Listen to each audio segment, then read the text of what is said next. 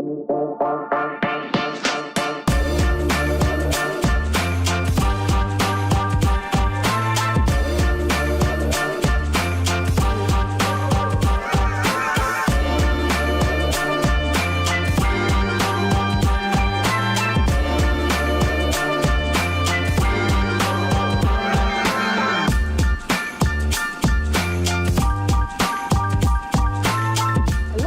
people, this is Celebrity Hub right here on CTV Ghana, and you can join us on all social media platforms as well.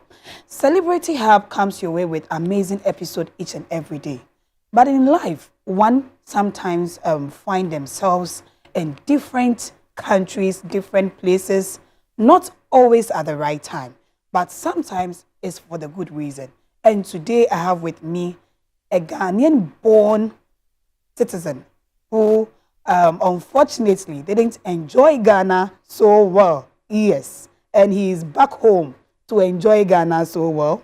And in fact, he's not just a citizen, but an icon for us to also look after. The president of Hunan Ghana Chamber and of Commerce as well. So he is with me today in the studio. Let's take a word, and when we come back, I will introduce him to you.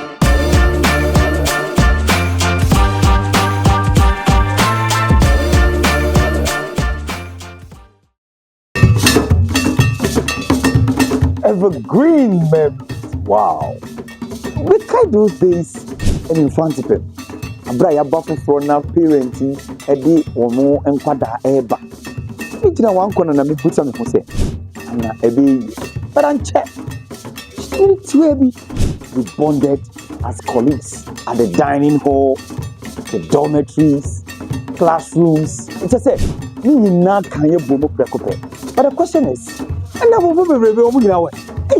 now squad you were here, or like were here, Floozy, any boys in here, where you stay, maybe a school, you are by the point, the Binimu 2 Quine, the Binimu University. He had to retire to the villages. We are here to reunite you and ensure that we can help each other. But before that, I mean, we saw school call St. Louis, Ola, Wegehe, Holiko, Preset, St. Peter's, and Uncle Bishop Herman, and St. Augustine. This is the platform for you. Join me, Dr. Kufi Anna, on Family and Friends Reunion as we share memories and experiences in life, only on CTV, Ghana's #1.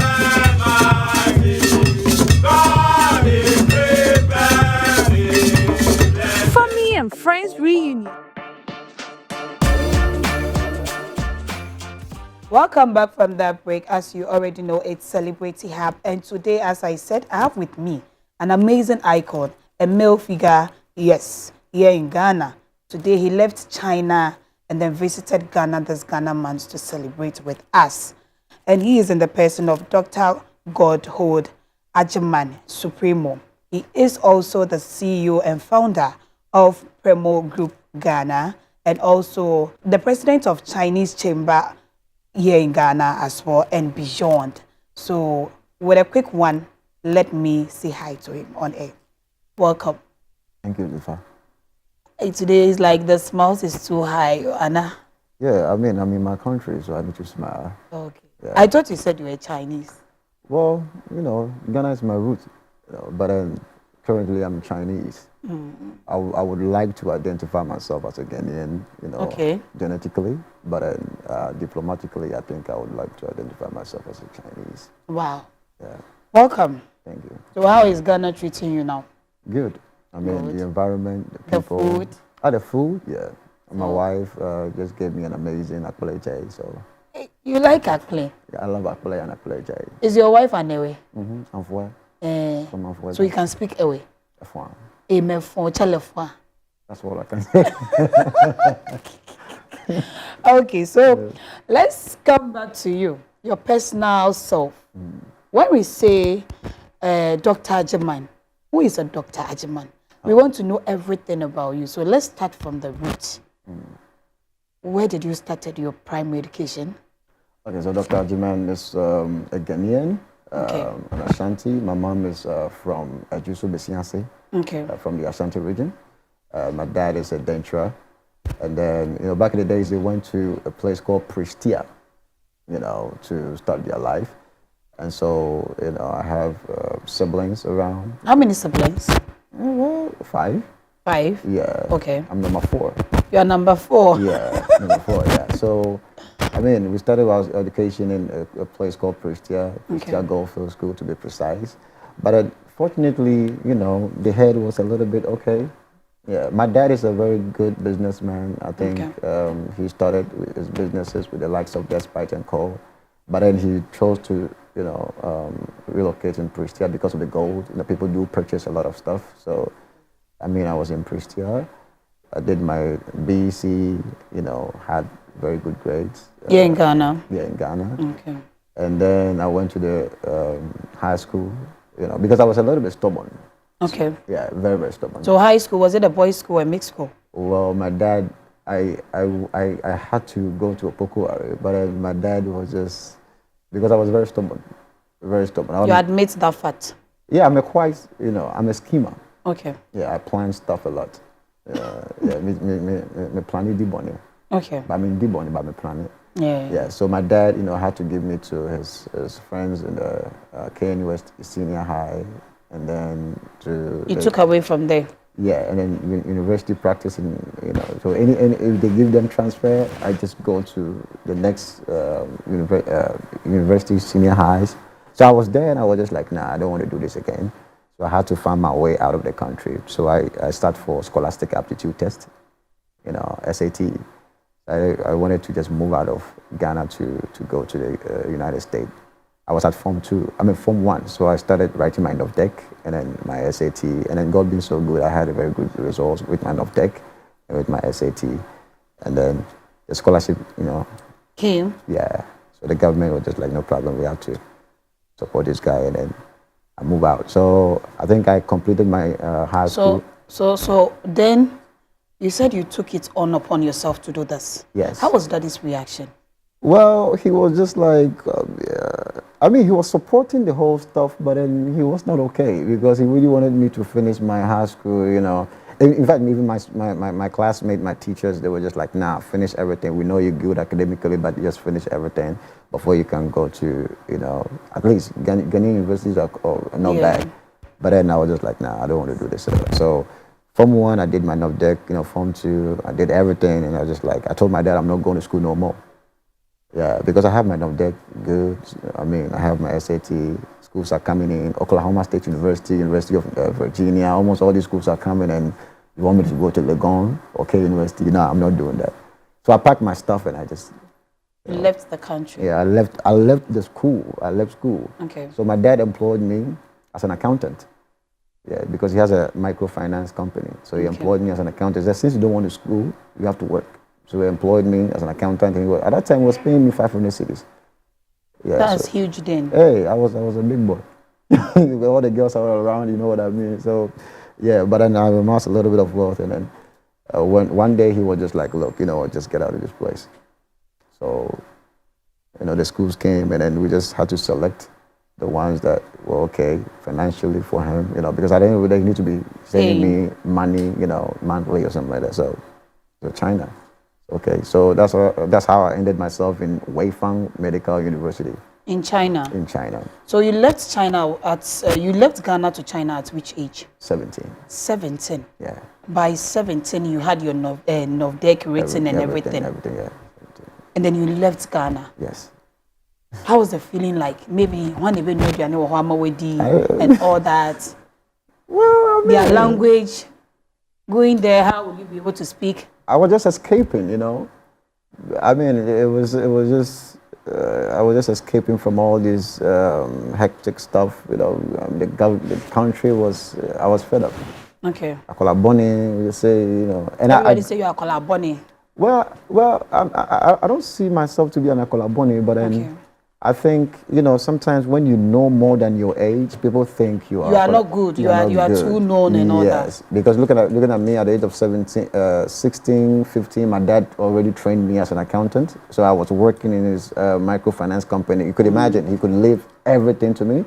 And I would be the manager. People just come for loans and everything, and I would be giving loans. So you were stubborn. I was not really stubborn. I think I was just, more than my age. Sometimes when we say someone is stubborn, it's not necessarily about maybe why are the bunny. Like them get that hard type, that hard hustler look. Yeah, I was something like that. Yes. Yeah. Okay, so welcome China. You went to China. The journey began for you. Yeah. Tell us about it. Oh, it was a very. So I went to China with. I had a classmate. I think some of my classmates are in Kolebu right now. Dr. Atahurua, Dr. Adiaba. I mean, they are working in Kolebu right now. So we were 3 guys. We just went to the place, and it was very, very, very tough.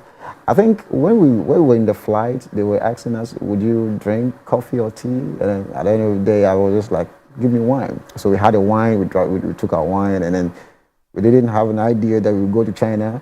If you go to China, if you're a medical student, you have to take a full body check.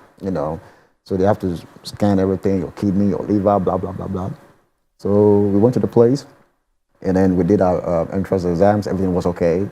Boom, we had to do a body check, and then we failed our medicals. So they wanted to deport us back to Ghana because we had already failed, because we had fatty liver. We had taken a lot of alcohol. And then we prayed to God. The school gave us some pardon, and then we started our medical career over there. It was not easy. I mean, the language. But for me, I did mine in Chinese. So now you can speak Chinese language Fluently. fluently. Yeah, I speak, I write, I read, I rap. I do. You read, you write, you rap. Yeah. I mean, Wow. yeah. So you can still speak the Tree language and everything as well. me can be tree, me can fancy, me can WhatsApp. You never for. No. I just speak everything perfect, intact. Wow. Yeah. So right after your medical school, did you ever came back home to check back? Well, actually, this is what happened. When I was in the medical school, I'm a 7-day Adventist, SDA. These people, they sing a lot. Yeah, so they've been singing a lot. So 7-day Adventist, I used to sing. Back in the days, I had my own quartet that we used to sing. I mean, I've shared stage with great Ampon, back in the days, SDA 4 days, everybody knew. So in the medical school, I mean, we do have competitions. So I used to sing for the school. And so people just saw me and just like, so, and they used to take me from the school to the club, to other places just for me to perform. So when I finished my medical school, man for hustle. You understand? Yeah, because at the end of the day, you have 2 options. Come back to Ghana and then practice your medicine, or stay in China till the time that they'll give you the opportunity to just go to the hospital. That's going to take about 2 years. And then this racism stuff is a whole lot. So I was still doing my internship over there. It's free. You're not going to pay you or something like that. So I went into music part-time, but then the music made me a superstar. I mean, so I was doing music. Was it Chinese music? Chinese music strictly. You just finished medical school. Yeah. Instead of you to focus, you were doing music. Yes, Chinese music strictly. So can you sing one of the songs for me? Bacho, No, please, I want you to sing. No. I just want to listen to that beautiful tune. It's another great inspiration I will for give us. it to you later. No, I want to listen to it. Emfa. What do you, mommy? Just one line. Emfa. One line. Emfa. Emfa. Sincerely, Emfa. And so you cassette in Nana. Oh yeah. I mean, the name Xiaobai. That's my Chinese name. Xiaobai. Your Chinese name is what? Xiaobai. Xiaobai. Yeah. Yeah. So that's when I was in my 20s. It's just like doing the medicine part-time. I mean, medicine full-time and music part-time. But I remember being scarce, so it was just like that. That was all that I was doing. That's how I got into contact with some Chinese government officials, the police, superstars, and everything. So it really helped me a lot. So since the music career stepped in as well, aside the doctrine, and then you got access to the people as you were saying. So from there, that was when it came on board for you to join the Chinese chamber, or how did it all happen? Oh, okay. So, it's a long story. I want to know that story. It's a long story. Well, with the music, Yeah. I did it. I did the music. So I was being run. I did music. I also did your job, like TV hosting In China, in China. I had my own FM station too. you had your own FM station in China. Yes, yes. We've been doing podcasts. I had my own what do you call it? Media company Okay. that I used to. Yeah. So I used to sign artists. I used to like anything about music, anything about media. That's what I was doing. Okay. Matter of fact, I was the first black person to open a media company in Hunan province, the whole of Hunan province. But then something bad happened. Something bad happened. That was COVID time. Yeah. Yeah. So you see. So throughout the COVID time, you were still in China. I was in China. Okay. I mean, my stuff were booming. My music, my company. At that time, I was not actively a singer or something like that. I was a boss of my own. I was not really into those stuff. So I had this my company called Project Alpha. I signed a lot of artists, Chinese to be specifically, because blacks, I'm face come back. So we were managing clubs, we were doing artists, yeah. But then COVID came, we were locked down for 3 years. And imagine you book a place like this. I mean, this is the place that you're just going to be using for your studio and everything. The landlord is just going to be on your neck because, you still have to pay. And the artists, you've signed them for about a year, maybe a year. Every year you promise him you're going to give him about 100 shows plus maybe $1 million. Let's say let's keep it like that. And then COVID came, lockdown, nothing is going, nothing is moving. You still have to pay them. Oh, sure. Yeah, sure. So 27 artists. Imagine the pressure was just all around. You can just imagine. Yeah, so they were just coming from all angles, So at that time, you have to just be selling stuff. Just be doing stuff. And then who's even going to buy? That's the problem. And my mom too died at the same time. Wow. Yeah, so it was, I nearly lost my mind. So that's when, the government, my artists would take me to court. This one would take me to court. Tomorrow they'll bail me out. And then the government was just like, look, you're suffering. I mean, what's wrong with you? And, the police actually, I lost everything. My visa, everything. I mean, everything. It was just from there to zero. It became a public humiliation. Yeah. And then the government, some of the police in our local places, we know you're a very good person, but it's quite unfortunate that COVID just hits you down. So we're just going to help you. But you need to help us, eradicate the bad nuts in the system. We're talking about the blacks, we're talking about foreigners, so you are just going to help us with security stuff. So yeah, so anytime they used to arrest any foreigner, It's through you. Not through me, but they will call me. Okay. Yeah, they will call me. I mean, some of them do not even want to talk or something like that, and then they'll call me. I'll come do the translation. Sometimes I will just facilitate stuff, and then yeah. So one thing led to the other, and then I got access to some of these officials, and then we started this whole Ghana-China cooperation, and then specifically because of the help that they gave me, they told me to focus on Hunan province. Let me tell you one thing about China. Okay. Unlike Ghana, that we are just focused on we. China is just a competition. So in Ghana, we have the Western region, we have the Eastern region, blah, blah, blah. In China, we have the Hunan province, we have the Guangdong province, Hebei province, Hubei province. The mayors of these cities, of these provinces, they are in competition.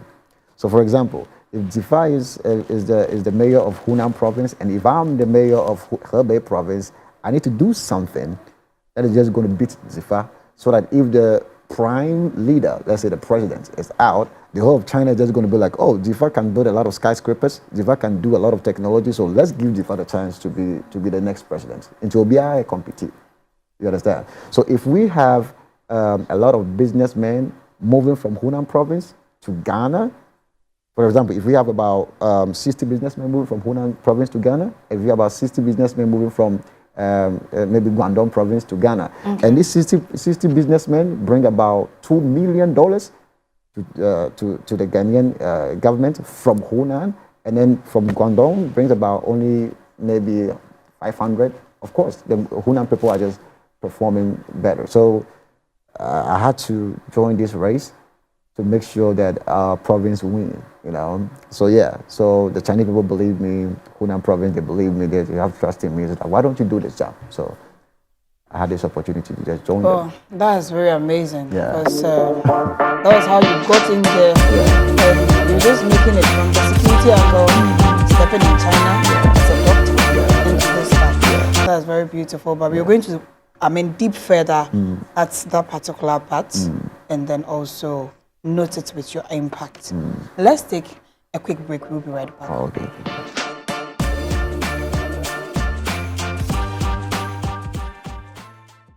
Ewiase baako agodie bebree na mo action ni nyinaa e wo faako. If you are not ready for the day, it cannot always be night. Ose bo a e wa agopama no so America brand ni e wo track no esuo. Court no emu, ring no emu, inkuguo, inkunimudie ni nyinaa yakabo mu a ye de bo so CTV Sports Highlights. Ewiase nyinaa agudi mo highlights a ECP ne sita eno no. Football, athletics, And it streaks away in the closing stages. swimming, boxing, tennis, Definitely missed it. Back to Juice. Look at this. and in your kaka ho nyinaa e wo CTV Ghana's #1. Streaks away in the closing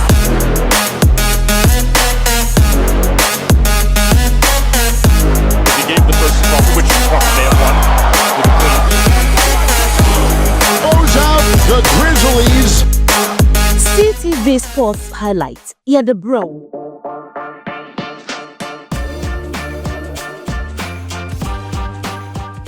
Welcome back from that quick break. Yes, it's still Celebrity Hub and the conversation is getting so much interesting. Let's continue and have more of it. So, to talk of it all, now at the Hunan Chamber, that's at the Chinese Chamber of Commerce and Industry, how is that going to benefit Ghana and even the world at large, and what do they stand for? Okay. Tell me about it, because somebody might be watching this, be like, so what is the chamber about? All right, so it has already benefited Ghana. Okay. First of all, if we are just going to talk about the Hunan, let me first start with the Hunan, and then we come to the chamber, and we come to the cooperation between Ghana and China. Yeah. Now, Hunan province is the province of all provinces. If I say province of all provinces, it's just going to be equated to the western region of Ghana. That's where the first Chinese president came from. So almost all the guys that are the supreme leaders in China right now, most of them can trace their root from Hunan province. So talking about Mao Zedong, that's the first president of China, is from Hunan province, a place called Shantan. That's where he's from.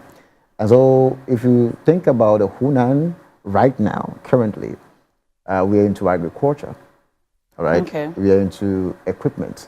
Now, if you see these excavators called Sani, you know, almost all these excavators, they come from Hunan. Talking about the technology and talking about media, this is what you're doing. There's a saying in China that if you want to be a superstar and if you don't go to Hunan province, then your stardom is not valid enough. Okay. So we do produce, you know, a lot of superstars or something like that. Superstars, equipment, agriculture, and then we do produce a lot of what we call it, politicians as well. Now, we have had a very great impact in Ghana, especially with the cocoa. Last year, we signed a very big cooperation with what do you call it, the Ghana Cocoa Board. I stand to be corrected. I don't know who was who was the president at that time for the Cocoa Board, but we did it, and then we had a very good expo at the Hunan. And then Hunan province is a place that there's an expo for almost all businesses, African businesses, expo that we accommodate African businesses. It's the place that African businesses are accommodated. Let's put it this way: share better. Now, if you want to exhibit your share better, your African products, it's Hunan province. Your cocoa is Hunan province. What have you? Your gold is Hunan province. Okay. So as you guys are taking stuff out of China, maybe the clothes, the stuff, blah, blah, blah, blah, blah. If you want your stuff to just get into China, the place that just go to receive almost your stuff is the Hunan province. So every day, someone is like, me ko China, me ko fan your mapa. That's the same way a Ghanaian too can say, okay, fine. Since I want to, take my things to China, my cassava, my tomatoes and everything. It's true Hunan. Hunan province. We are the people that accommodate African businesses. So in terms of the mining as well, our gold goes to Hunan. Most of our gold, because we provide you with the technology. We provide you guys with the excavators and everything. So yes, your gold, most of them comes to Hunan province. Wow, so you have gold. Well, I don't have gold. I don't have gold. Yeah. No, I don't want the agriculture. I don't want anything. I want the gold. Oh yeah. I mean, gold. We've been doing a very great job with gold. I mean, I don't really want to expose a lot because it's a very critical issue. I don't want Sami Jemfi to be on my neck. But anyway, we've been doing a lot of great work pertaining to the mining industry. A lot of great work. So when it comes to the Hunan chamber across Africa, we know you are the president now. So being the president, what do you look forward to bring back home since you're Ghanaian as well? Okay, so my prime focus right now in Ghana is just to make sure that our Ghanaian products just get to China. So that's your target right now? That's my target. Just Ghanaian products. And if I'm talking about human resource too, so let's say the share better, the raw materials, even if it processed form, just get to. And are there any procedures under the Hunan chamber that anybody watching us at this moment wants to start that immediately could? Yeah, of course, there are procedures. I mean, if you Ghana has its own procedures, China has its own procedures. If you, for example, you cannot send a rotten fruit to China. That's impossible. Yeah, so we have standardized procedures that you can take to, send your stuff over there. For example, let's put it this way: sherbeta. Sherbeta is called rumugoyo in Chinese. It's been called what? Rumugoyo. Rumugoyo. Yeah. Then we have to tell Hamamat. Yeah. So it's called the second gold. Shell butter is the second gold in China. In China. If you really want to trade gold in Ghana, stop it. Focus on share better. Now, share better can make you a millionaire. Okay. Yeah. So, for example, if you have share better, you just go to the northern region to just get your share better, package it very well. You bring it to us. We will just give you the price. If you just really want to send it to the place yourself, no problem. We can just do it. But if you really want to have a client, we can just give you the client. Maybe we need about 10 buyers. We can just give you the buyers. We just take a little bit of commission, and then we're okay. You see, so there is a procedure, right? Cashew, cocoa is not part, maize, coconut husk, anything that Africa produces. I mean, so how many years now you've been elected as the president of Hunan Chamber? I think it's been about just over 2 years. Just over 2 years. Just over 2 years. So, being in office, what are some of the challenges and achievements so far? Well, the challenges, we have scams in the system. Some of our brothers will scam these Chinese people, and some of these Chinese people will scam our brothers as well. And so you being in the middle, you just face a whole lot of stuff because some of the times you are just going to give them the permission just to send almost all these stuff to Ghana, and then most of the times you will not have the time to evaluate these things very well, and then end up to be a scam, and then a call will just come and then I've been scammed, and then you have to find ways and means just to solve the problem. So scams, yeah. So as a businessman and as a renowned one for that matter, and also part of this diplomat angle in China as well. You said Shao Butter happens to be the second The gold. second there. gold, yeah.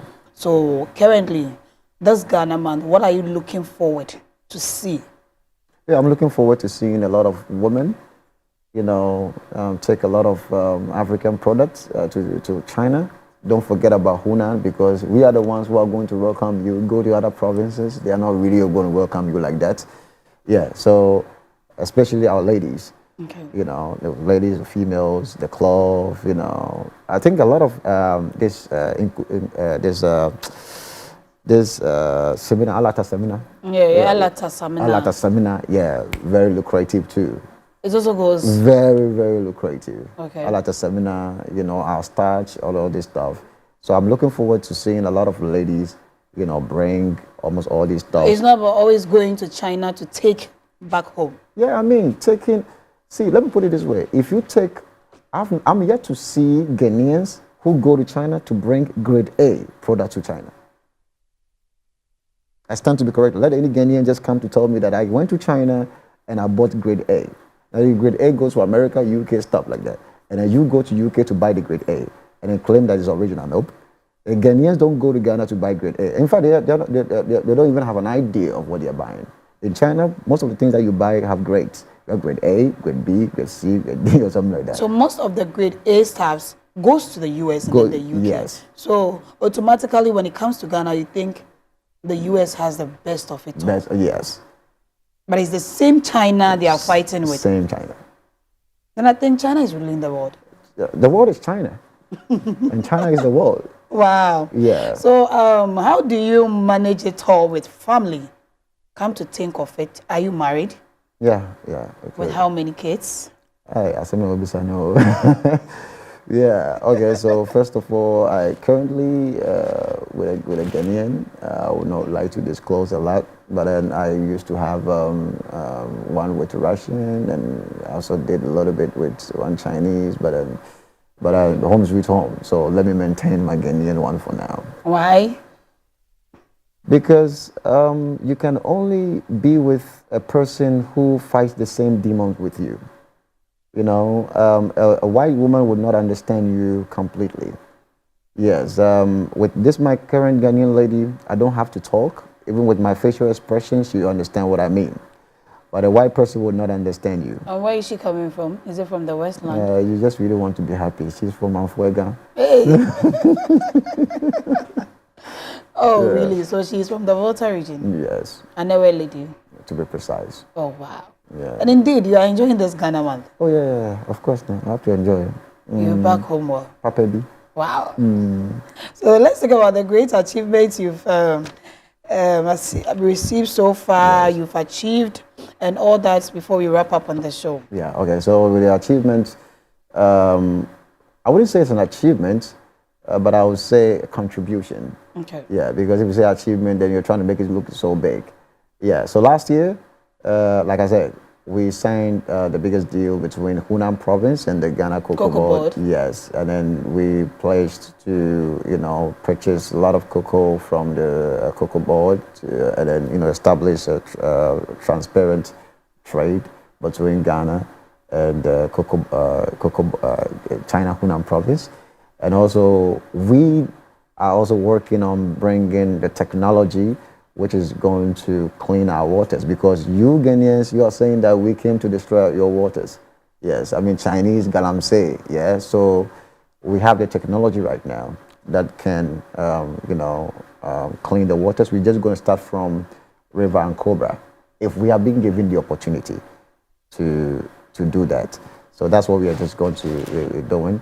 And also we've established the All African Trade Center. Specifically, before we didn't have a place for Ghanaians, right? So right now, when I was since I came to office, we've established, a trade center for Ghanaians over there in China, in Hunan province, to be specific, in the city, in the main city called Changsha, Changsha.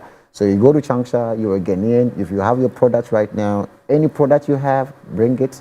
You just go take it over there and put it over there. And if the Chinese people just want it, they'll just contact you straight, and then they'll just order.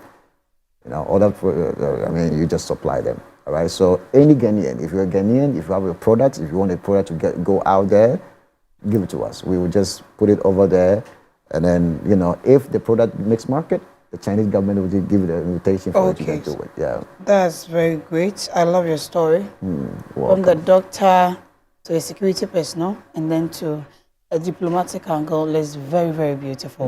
And not forgetting also, what is cooking before we leave? I'm about to wrap up on the show now. So we want to make sure, before you say goodbye to us, what is cooking now? And not only that, what do you have to tell the Ghanaians out there?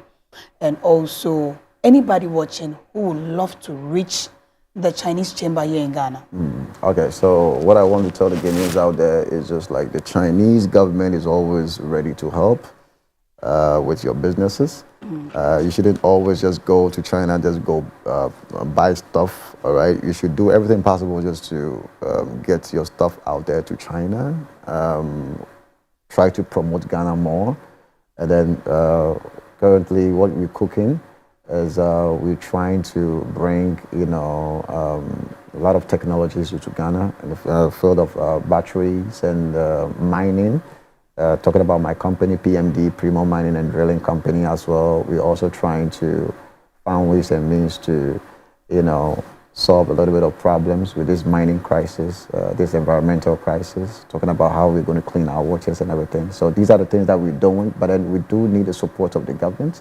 The government to just come, for negotiations. And also we're trying to establish the Ghana-China Gold, Trade Center. We're still talking about it. I think Sami Jemfi would have to reach Sami Jemfi to see if we can just get this center just to make things very okay, so that to stop this gold smuggling and illegal mining practices in Ghana. This has been the main focus of the Chinese government to eradicate the bad name. You think it's a bad name? Yes, it's something. The Chinese government is always ready to pump money to eradicate that bad name in the system, and then it's only going to take a Ghanaian who's very familiar with China to solve this equation, and that's the reason why I'm here. That's the reason why you're in Ghana? That's the reason why I'm here. Okay. Thank you so much. You're I really enjoyed you coming and everything. And also, what are your last words to say to us, since you are now a proud Chinese man? Well, I'm just going to say... And also this Ghana man. I'm also going to say, 感谢大家好，大家我都会在中国跟你们见面。Eh? I say thank you. Oh, it's a Chinese language. Yeah. But what will it take me to speak Chinese language? You just have to be a Ghanaian. As in, go further? Go further? Yes. You just have to be a Ghanaian. I mean, and then just burn the language. Which language? The Tree language. You mean if I can speak Tree, I can speak China? Just speak Tree and burn it. Like, it's a saying, then I'll say... Any sound you make. Okay. Any sound you make in Tree. Okay. Is Chinese. It's Chinese. Uh-huh. Wow. That will be for another day. Not for today. Yeah. Okay, so this Ghana man, we would like you to do that of Ghana for us before you go. Say thank you to us in Ghana. In Chinese? No. In You are Ghana. promoting Ghana. Oh, okay. Thank you, CTV. Thank you, Difa, for this opportunity. And then I hope Ghana is just going to be prosperous. My greetings to His Excellency Dr. John Dramani Mahama and his wife, to almost all the ministers and the diplomats in Ghana and beyond. Ghana is an amazing country, and God bless our homeland, Ghana. Thank you. Say, Medase. Shisha. So his mind is made up to still speak Chinese language. In fact, you said you're a citizen now. Thank you so much for watching. And my beautiful outfit is coming from Leok Takoda. As well, my hair also is coming from Beauty Hair Parlor. And not forgetting Glow Beauty Parlor also for my makeup. Thank you. This has been Celebrity Hub. To sponsor us on the show, you can also call us on 0538 773827. So, if you think you are not comfortable with your zone, let's explore just like our brother did. Bye-bye.